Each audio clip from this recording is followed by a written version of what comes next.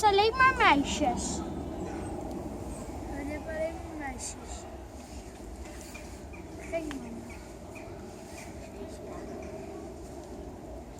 Ook een mannetje of niet?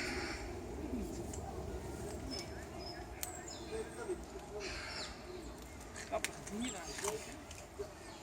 Wat, zitten er nog in die andere poorten ook olifanten? Hé, kijk eens, ze eet!